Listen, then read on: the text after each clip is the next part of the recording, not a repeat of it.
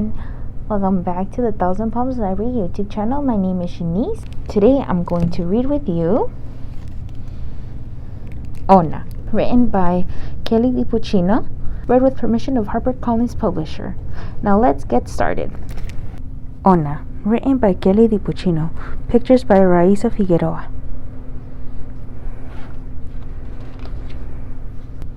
Oona was sweet and a little bit salty, like the ocean where she lived. She was also brave and curious, like most treasure hunters.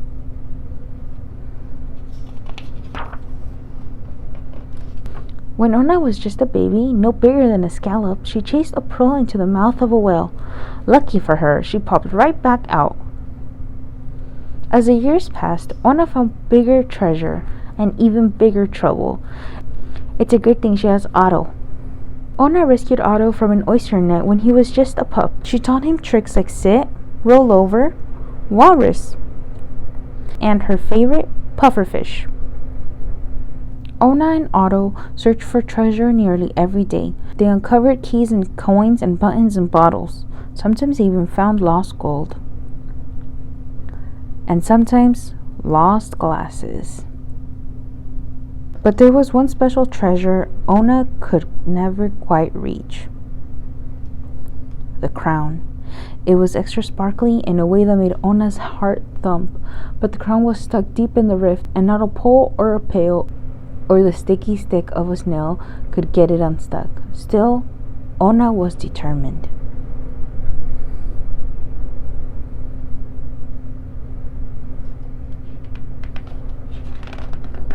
Her next plan was a good one. She'd knock the crown loose.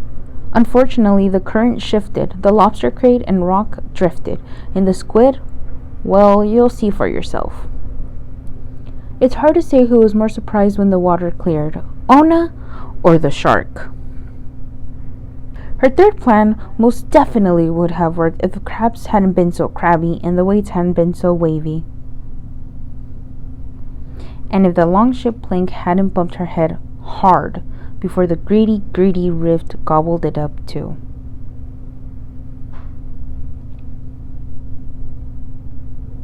Poor Oona. This was getting personal. She shouted into the pit, "You can keep your dumb crown. I quit." Generally speaking, mermaids are not quitters, but at this point one could hardly blame her.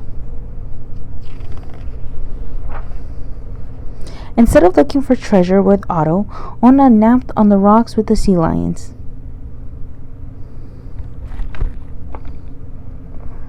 She drew pictures in the sand with the starfishes, and she read from her favorite glass bottles with her land friends.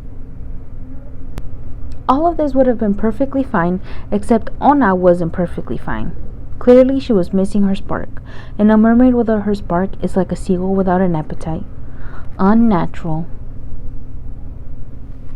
A seashell washed ashore. Oona studied it thoughtfully. It gave her an idea. She got right back to work. The next day, Oona peered nervously into the rift. Why did it look so much deeper and scarier than she remembered?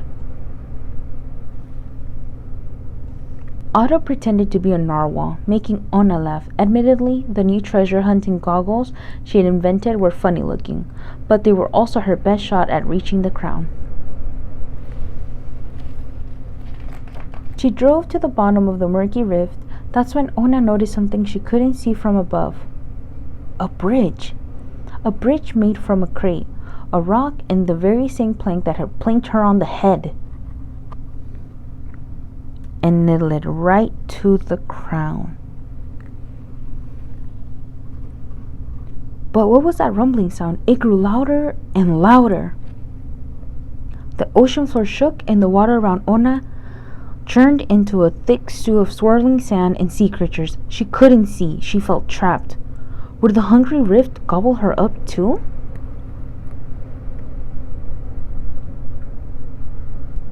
Through the commotion, Oona could hear something else in the distance. It was faint but comforting and familiar. The whales.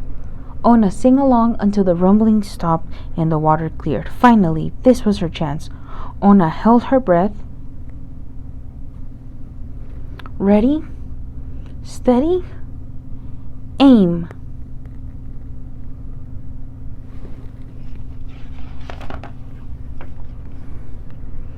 Clink! Hooray!